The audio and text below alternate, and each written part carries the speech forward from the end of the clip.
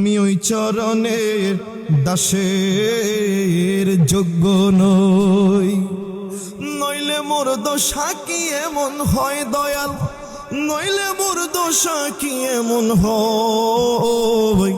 আমি ওই চরণের দাসের যোগ্য নই। কথা বলেন বাবা, ঠিক কিনা? কালকে মানে আবার সমালোচনা করবেন নি বাজান, কইবেন আবার কাদের আইয়া শুরু কইরা দিছে বাজান। এরকম সমালোচনা যত বেশি করবেন ইমরান হুসাইন আল কাদরি আল্লাহ তাআলা সম্মান তত বেশি বাড়িয়ে দিবে। কথা বলেন ঠিক কিনা? ওই আমি ওই চরণের দাসের যোগ্য নই, নইলে মোর দশা কি এমন হয় দয়াল, নইলে মোর দশা কি এমন হয়। আমি ওই চরণের দাসের যোগ্য নই। ও দয়াল, আমি ওই চরণের দাসের যোগ্য নই। ও দয়াল, ভাব জানি নে, প্রেম জানি নে, দাসী হতে চাই ওই চরণে। দয়াল, ভাব জানি নে, প্রেম জানি নে, দাস হতে চাই ওই চরণে। ভাব দিয়ে ভাব নিলে কেড়ে দয়াল, ভাব দিয়ে ভাব নিলে কেড়ে। সুবহানাল্লাহ বলেন।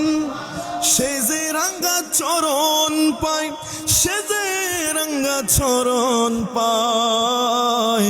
ওই আমি ওই চরণের দাসের যোগ্য নই দয়াল, আমি ওই চরণের দাসের যোগ্য নই। বাজান কথা বলেন ঠিক কিনা?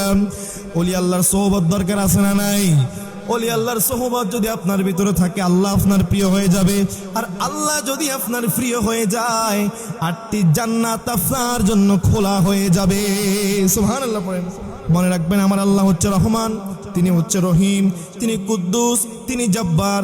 আমার আল্লাহ বান্দাদের জন্য জান্নাত বানিয়েছেন, আবার জাহান্নামও বানিয়েছেন। জান্নাত বানিয়েছেন বান্দাদের উপরে রহম করে, বান্দাকে শান্তি দেওয়ার জন্য। ওই বান্দাকে কোরআনকে গাইডলাইন করে দিয়েছেন, যে বান্দা কোরআন মানলো না সেই বান্দার জন্য জাহান্নামকে আল্লাহ নির্ধারণ করে দিয়েছেন। মনে রাখবেন, আমার আল্লাহ রহম, আমার আল্লাহ রহম, আমার আল্লাহ রহম। আমার আল্লাহ পাক রব্বুল আলামিন মায়াকে 100 ভাগ করেছেন। 100 ভাগ মায়ার মধ্যে মাত্র 1 ভাগ মায়া দুনিয়ার মানুষের ভিতরে প্রেরণ করেছেন। যে মায়া 1 ভাগ, এই 1 ভাগ মায়ার ভিতরে মায়ের জন্য সন্তানের ভালোবাসা,